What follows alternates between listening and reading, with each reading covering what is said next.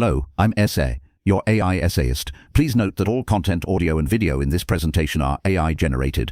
As AI can sometimes produce inaccuracies, I encourage you to verify any factual information presented. With that in mind, let's begin. Here is the essay, Ernest, Rutherford and Hans Geiger's 1909 treatise, an investigation of the nature of the alpha particles and of the scattering of alpha particles by matter, stands as a cornerstone of modern physics. This paper, far exceeding its modest title, unveiled fundamental truths about atomic structure and particle behavior, setting the stage for the nuclear age. This essay will dissect its core claims, scrutinizing its methodology and contextualizing its enduring impact, all while maintaining a rigorous focus on the arguments presented by Rutherford and Geiger themselves. Section 1: Introduction and Initial Claim. Alpha particles as helium ions. Rutherford and Geiger initiate their study with a clear objective to refine existing knowledge regarding alpha particles,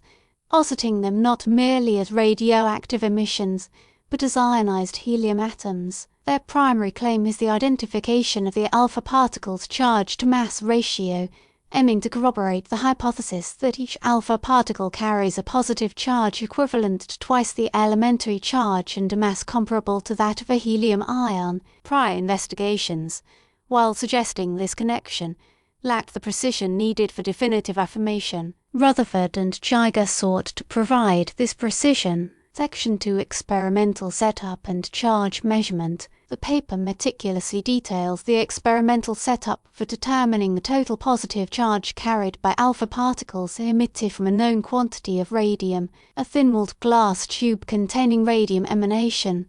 Radon serves as the alpha particle source. The number of alpha particles emitted is determined through scintillations on a zinc sulfide screen, viewed through a microscope. The ingenuity of this method lies in its directness. Rutherford and Geiger counted individual alpha particles, a testament to their observational skill and patience. The total positive charge is measured using an electrometer connected to a collecting plate. The apparatus is housed within a vacuum chamber to minimize alpha particle absorption by air. The critical detail here is the precise calibration of the electrometer and the careful accounting for any background ionization. Rutherford and Geiger acknowledge such sources of error and implement procedures to mitigate them. The meticulous quantification of potential errors is a hallmark of their scientific rigor. Section 3: Analysis of charge measurement results and confirmation of charge value. Rutherford and Geiger present their experimental results,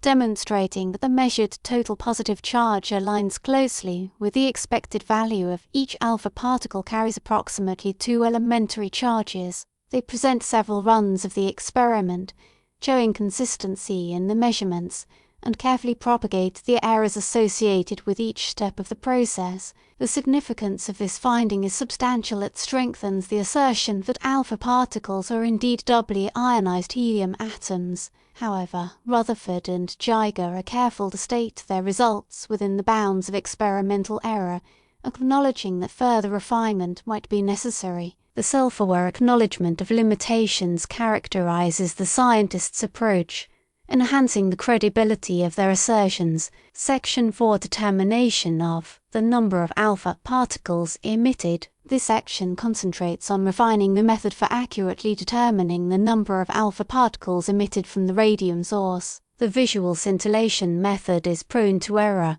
particularly at higher source strengths, where the scintillations appear too rapidly to be counted reliably. Rutherford and Geiger address this by employing weaker sources and carefully shielding the zinc sulfide screen to reduce background light. They cross-calibrate their counting method with previous measurements, providing a valuable check on the consistency of their results. The attention to detail in optimizing the scintillation counting technique demonstrates an unwavering commitment to experimental accuracy. Section 5: Measurement of the volume of helium produced. Rutherford and Geiger pivot toward a complementary measurement, the volume of helium generated by alpha particles over a known period. This serves as an independent verification of the alpha particle's identity. They collect alpha particles in an evacuated space allowing them to capture electrons and neutralize their charge, ultimately forming neutral helium atoms. The accumulated helium is then compressed into a small capillary tube, and its volume is measured using a calibrated microscope. The experimental challenges here are significant, including preventing helium leakage and accurately measuring minuscule volumes of gas. Rutherford and Geiger skillfully address these challenges, employing carefully constructed apparatus and meticulous measurement techniques. Section 6. Comparison of helium. Production rate with alpha. Particle emission rate. Rutherford and Geiger meticulously compare the rate of helium generation with a previously determined rate of alpha particle emission. If their hypothesis is correct, the two rates should be directly proportional. The data reveals a strong correlation, further solidifying the identity of alpha particles as helium ions. The slight discrepancy between the two rates is discussed, attributed to potential systematic errors in either the alpha particle counting or the helium volume measurement. Rutherford and Geiger remain cautious in their interpretation, emphasizing the consistency of their findings while acknowledging the need for further investigation to resolve the remaining uncertainties. Section 7. Introduction to alpha particle scattering experiments. The paper transitions to a discussion of alpha particle scattering, investigating how alpha particles interact with matter. Rutherford and Geiger introduce their experimental setup for studying the scattering of alpha particles by thin metal foils, primarily gold. Prior observations suggested that alpha particles experience only small deflections when passing through thin materials. Rutherford and Geiger embark on a more detailed examination, aiming to quantify the distribution of these scattering angles. These measurements were designed to provide insights into the nature of the forces governing alpha particle interactions with atoms. Section 8. Experimental setup for scattering measurements. Rutherford and Geiger describe their apparatus for measuring the angular distribution of scattered alpha particles. A narrow beam of alpha particles is directed onto a thin metal foil. The scattered alpha particles are detected by scintillations on a zinc sulfide screen, which can be rotated around the foil to measure the intensity of scattering at different angles. Great care is taken to ensure the alpha particle beam is well collimated and the zinc sulfide screen is uniformly sensitive. The experimental geometry is carefully controlled to minimize systematic errors. The detailed description of the experimental apparatus showcases the precision and ingenuity required for these early experiments in nuclear physics. Section 9. Observations of small angle scattering and initial interpretations. Rutherford and Geiger report their initial observations of small angle scattering. They find that most alpha particles pass through the thin metal foils with only slight deflections, consistent with previous findings. The observed angular distribution of the scattered alpha particles is relatively broad, suggesting that the deflections are caused by multiple small scattering events within the foil. Rutherford and Geiger used these observations to estimate the magnitude of the electric field experienced by alpha particles as they traverse. Section 10. The anomaly of large angle scattering, a critical observation. Crucially, Rutherford and Geiger acknowledge a significant anomaly. A small, but measurable, fraction of alpha particles are scattered at large angles, some even greater than 90 degrees. This observation defies explanation based on the prevailing theories of atomic structure, which envisioned the atom as a diffuse cloud of positive charge with electrons embedded within it. Rutherford and Geiger recognize the profound implications of this finding, noting that such large angle scattering events suggest exceptionally strong forces at play within the atom. The unexpected appearance of large angle scattering represents a pivotal moment in the history of physics. It demands a re-evaluation of atomic models. Section 11. Statistical analysis of large angle scattering events. Rutherford and Geiger perform a statistical analysis of the large angle scattering events, carefully quantifying the frequency of these rare occurrences. They find that the probability of large angle scattering increases with the atomic weight of the scattering material. This observation provides a critical clue. It suggests that the intense force responsible for the scattering is associated with a massive, positively charged component Within the atom, the meticulous quantification of the scattering probabilities is critical for developing and validating theoretical models of the atom. Section 12. Consideration of multiple scattering effects. Rutherford and Geiger explore the possibility that large-angle scattering events could be the result of multiple small-angle scattering events. However, through careful analysis, they demonstrate that the observed frequency of large-angle scattering is far greater than would be predicted by multiple scattering alone. This analysis provides strong evidence that a single intense force is responsible for the observed large-angle scattering. The methodical elimination of alternative explanations strengthens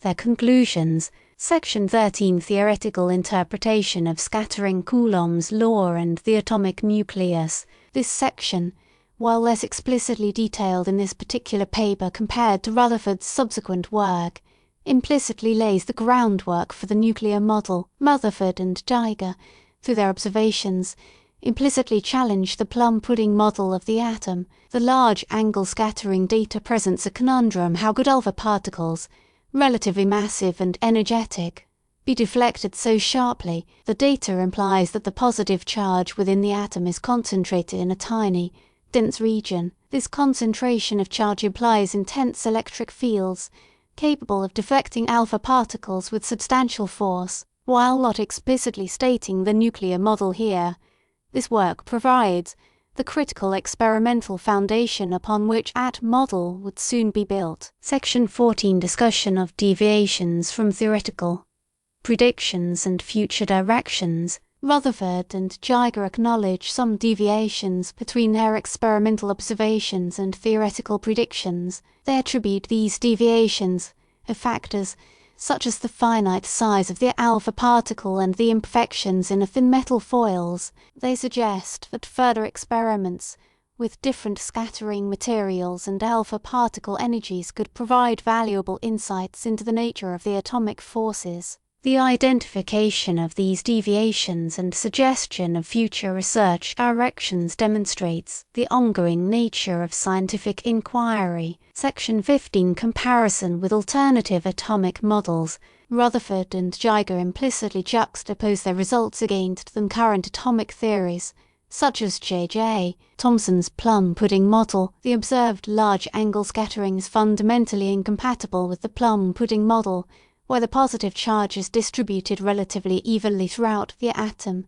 The presented data favors a model with a concentrated positive charge and intense electric fields. The implications for atomic structure are profound, and Rutherford and Geiger's work points towards a radical revision of prevailing atomic models. Section 16. Evaluation of error sources and experimental uncertainties. Rutherford and Geiger meticulously evaluate the potential sources of error in their experiments, including uncertainties in the alpha particle counting, the measurement of helium volume, and the determination of scattering angles. They quantify the magnitude of these errors and consider their impact on the overall conclusions. The careful assessment of error sources demonstrates the scientific rigor of their approach. Section 17. Refinements in experimental technique and data analysis. Throughout the paper, Rutherford and Geiger describe refinements in their experimental techniques and data analysis methods.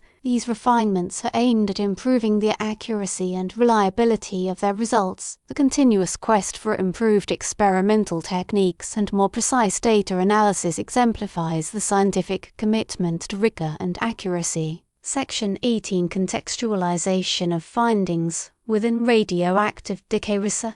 Rutherford and Geiger explicitly connect their findings to contemporary research on radioactive decay. They discuss how their results support the understanding of alpha particles as a product of radioactive decay. Their work contributes to a broader understanding of the processes occurring within radioactive materials. This situates their work within the established field of radioactivity research. Section 19. Impact on future research and subsequent developments. Rutherford and Geiger's work profoundly impacted future research in atomic and nuclear physics. Their discovery of large-angle scattering led directly to the development of the nuclear model of the atom. This model revolutionized our understanding of atomic structure and paved the way for the development of nuclear physics. The impact of their work extends far beyond the immediate findings presented in the paper. Section 20 Limitations in Scope and Avenues for Further Investigation.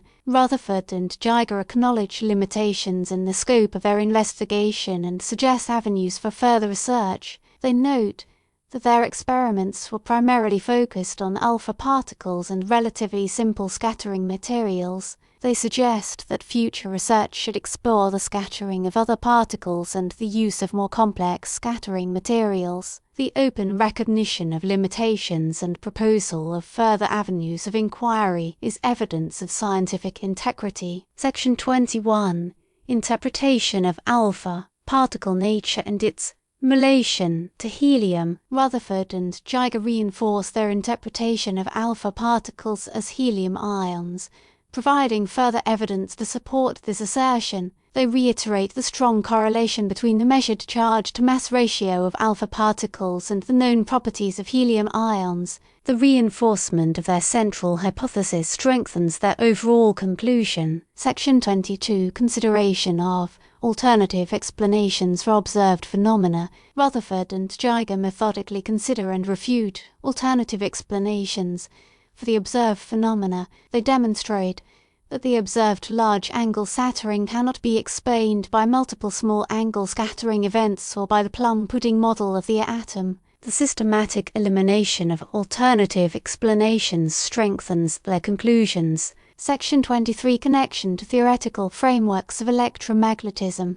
Rutherford and Geiger ground their experimental observations within the theoretical frameworks of electromagnetism. They utilize Coulomb's law to explain the forces acting between alpha particles and the atoms of the scattering material. The grounding of experimental findings in established physical theories enhances the credibility of their work. Section 24. Emphasis on quantitative measurements and statistical analysis. Rutherford and Geiger consistently emphasize quantitative measurements and statistical analysis in their research. They meticulously measure the number of alpha particles, the volume of helium produced, and the angular distribution of scattered alpha particles. They use statistical analysis to assess the significance of their findings and to quantify the uncertainties in their measurements. The emphasis on quantitative methods solidifies the scientific value of the paper. Section 25. Legacy